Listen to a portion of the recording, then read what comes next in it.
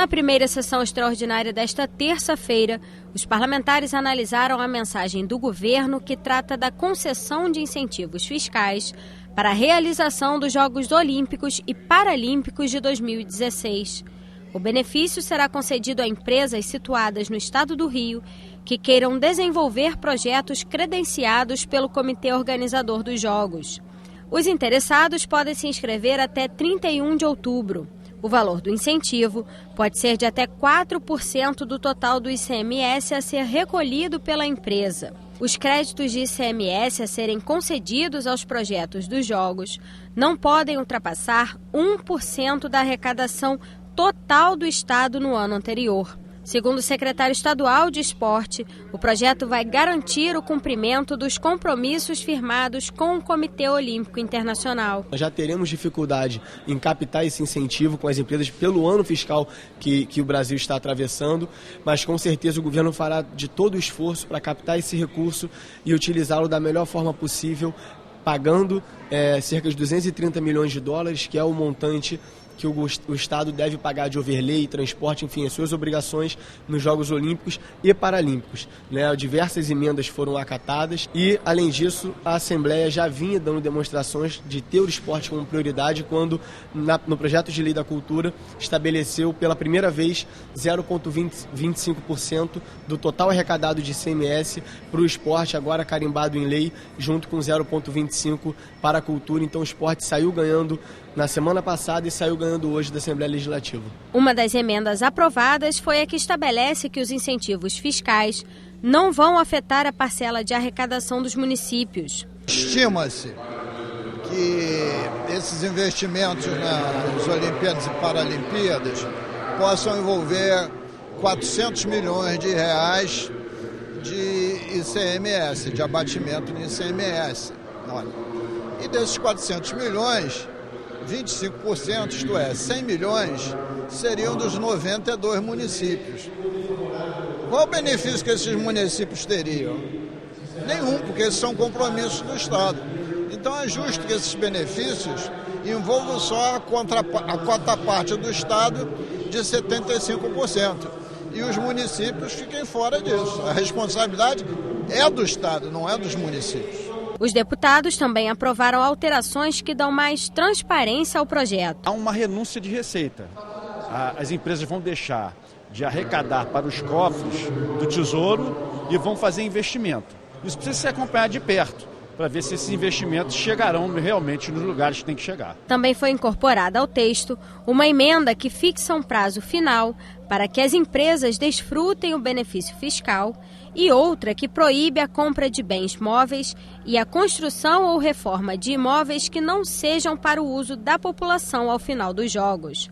Qualquer benefício precisa ser dado com prazo, porque se a justificativa do projeto é em função de viabilizar a Olimpíada, não tem sentido esse benefício continuar depois da Olimpíada. É evidente que ainda há um prazo depois da Olimpíada para que esse benefício possa ser exercido, mas logo depois disso tem que ser encerrado, principalmente numa economia que está em crise, como a economia do Rio de Janeiro, como a economia brasileira. Então se estabeleceu que, evidentemente, até julho de 2017, prazo mais do que suficiente para que o benefício possa ser usado pelas empresas, se encerre essa possibilidade da utilização e aí volta à normalidade. Como isso será incentivado? Os imóveis que vierem a ser comprados, construídos ou reformados, nós fizemos uma emenda para garantir que eles tenham uso público para o esporte, para a cultura, para a acessibilidade. Nunca algo incentivado pode depois ser apropriado de forma privada. Também foi aprovado o projeto de lei complementar do Ministério Público que altera a lei orgânica do MP. O objetivo é permitir a criação de mais uma subprocuradoria-geral com a transformação de cargos. O texto ainda incorpora os valores arrecadados pelo Instituto de Educação e Pesquisa do MP ao fundo especial da instituição. Além disso, o projeto estende o auxílio educação para os filhos de servidores aposentados. Visa aumentar o número de cargos de subprocurador-geral de Justiça, aumentando também o processo de descentralização e, consequentemente, dando maior eficiência à atividade administrativa. Há um segundo dispositivo que altera a sistemática remuneratória dos ocupantes de cargos que hoje representam a cúpula da instituição, no sentido de reduzir o valor desses cargos e, portanto, fazer parte do esforço que o governo vem empreendendo para que a administração exerça suas atividades com remuneração mais adequada. E há um terceiro dispositivo que permite que o Instituto Superior do Ministério Público possa realizar atividades de ensino e pesquisa em parceria com pessoas físicas e jurídicas e que os valores arrecadados a partir dessas contratações seja carreado para o fundo do Ministério Público. Com relação ao último artigo, há uma proposta de utilização dos cargos que se vagam em razão do disposto no artigo 2º da lei. Esses cargos serão transformados em outros cargos que serão utilizados na estrutura administrativa da instituição. Na sessão ordinária, mais 2 mensagens do governo foram analisadas. A primeira delas é a que modifica a denominação do Fundo UPP Empreendedor, que passa a se chamar Fundo Estadual de Fomento ao Microcrédito Produtivo orientado para empreendedores. O fundo foi criado em 2011 para impulsionar a economia das comunidades que receberam unidades de polícia pacificadora. Com a alteração, o fundo vai beneficiar todos os empreendimentos considerados relevantes para o desenvolvimento sustentável do Estado, sejam eles em comunidades pacificadas ou não. Os parlamentares incluíram no texto uma emenda que permite ao fundo contratar empresas por licitação para a capacitação dos empreendedores. A matéria foi aprovada e segue para a sanção do governador. Tem uma emenda da bancada do PSOL que foi aprovada, que é muito importante, que garante que qualquer contrato feito com esse dinheiro tem que ser através de licitação. Isso é importante, porque não é contra o projeto, permite que esse investimento chegue nos lugares que precisam, que são, evidentemente, as favelas que têm o PP. E a gente também gostaria que chegasse às favelas que não têm o PP, ou seja, a favela não precisa só de polícia, tem que chegar investimento, tem que chegar oportunidade, mas tem que chegar com transparência, principalmente no que diz respeito a dinheiro público. Então a gente garantiu uma emenda que viabiliza isso através de licitação. Eu acho que é um avanço para casa. A segunda mensagem aprovada é a que autoriza o governo a negociar créditos da dívida ativa do Estado com instituições financeiras. Dessa forma, as empresas interessadas adiantam o pagamento ao governo e passam a cobrar a dívida diretamente dos devedores. A dívida ativa do Estado está estimada em 66 bilhões de reais. Nós temos, historicamente, recebido por ano, em função dessa dívida, 300 milhões de reais. Então, o que a gente acha é que esse projeto vai possibilitar uma cobrança mais efetiva. Portanto, tendo um fluxo financeiro de cobrança muito maior do que os 300 milhões. Foram aprovadas emendas que trazem mais transparência ao texto, inclusive garantindo o envio à Alerj e ao Tribunal de Contas do Estado de um quadro demonstrativo com o valor do deságio, ou seja, a diferença entre o valor original da dívida e o valor negociado em cada operação. O secretário de Fazenda vai negociar com cada cidadão, com cada empresa, a questão da dívida ativa. Então, alguns vão ter um deságio maior, ele vai explicar porque o deságio menor ou maior de cada empresa ou cada cidadão. Tem que mandar para a Alerj e o deságio para ser publicado no Diário Oficial e toda a população ter conhecimento. É muito simples, mas a população tem o direito de saber qual foi o deságio. O Rio pode ter um programa de prevenção, diagnóstico e tratamento de transtornos mentais. A ideia é oferecer serviços de psiquiatria, psicoterapia, neurologia e terapia ocupacional para pessoas de todas as idades. A proposta dos deputados Luiz Martins e Jânio Mendes foi aprovada e segue para sanção ou veto do governador. Já o deputado Paulo Ramos quer autorizar o governo a criar o Programa de Prevenção e Tratamento da Anorexia, Bulimia e Transtornos Alimentares. A matéria foi aprovada em segunda discussão. O número é muito grande e vem crescendo. Então é preciso uma política pública, primeiro, uma política preventiva que esclareça, mas acima de tudo uma política que possa atender essas pessoas, para que haja o tratamento, para que haja a recuperação. São doenças rotineiramente psicológicas, que levam as pessoas a uma situação de abandono. As pessoas se abandonam. É um processo torturante, tortuoso, que pode ser revertido. Então vamos ver se a partir dessa iniciativa nós podemos socorrer essas pessoas. Os CIEPs do Rio podem ser tombados. O projeto do deputado Wagner Montes foi aprovado em segunda discussão e segue para a sanção do governador. O deputado André Siciliano quer mudar a lei que obriga bares, restaurantes e similares a servirem água filtrada aos clientes.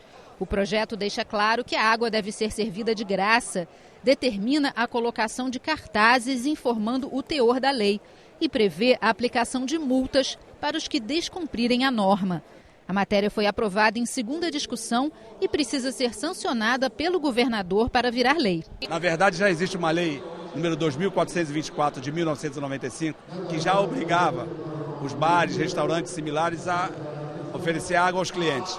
Ocorre que essa lei não estava muito clara e nem tinha penalidade. Então o que a gente faz com esse projeto de lei agora é regular e a gente espera que o governo sancione para que ela possa entrar, que é uma obrigação já hoje, mas que não tinha nenhuma penalidade. E a água mineral natural em embalagens de até 20 litros pode ser incluída na lista da cesta básica.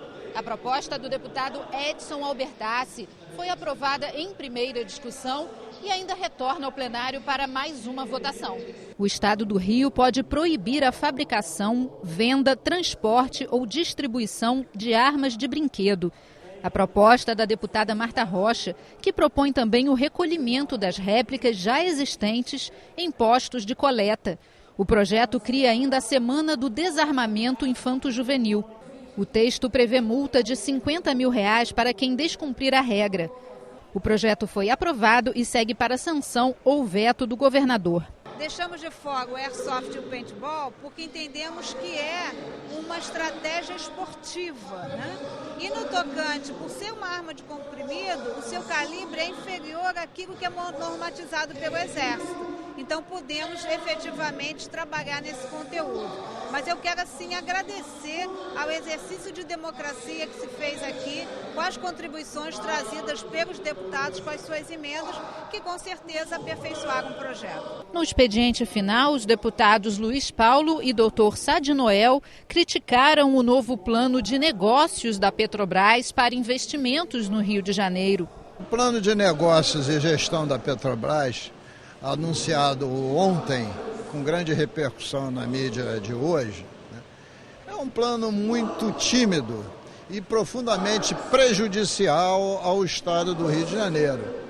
Porque em relação ao maior investimento da Petrobras, que é o Comperj, eles estão prevendo num quadriênio de 2015 a 2019 investir 1,2 bilhões, o que é um investimento mísero, ou seja, 300 milhões por ano. O deputado Anderson Nogueira fez um balanço do primeiro semestre de mandato. Defesa intransigente da região serrana, na busca das bandeiras do desenvolvimento econômico, no sentido de devolver a autonomia aos municípios para que possam caminhar por suas próprias pernas. Preocupação direta em decidir junto com as pessoas, ir ao encontro delas e trazer o olhar delas para o parlamento e ser a voz dessas pessoas.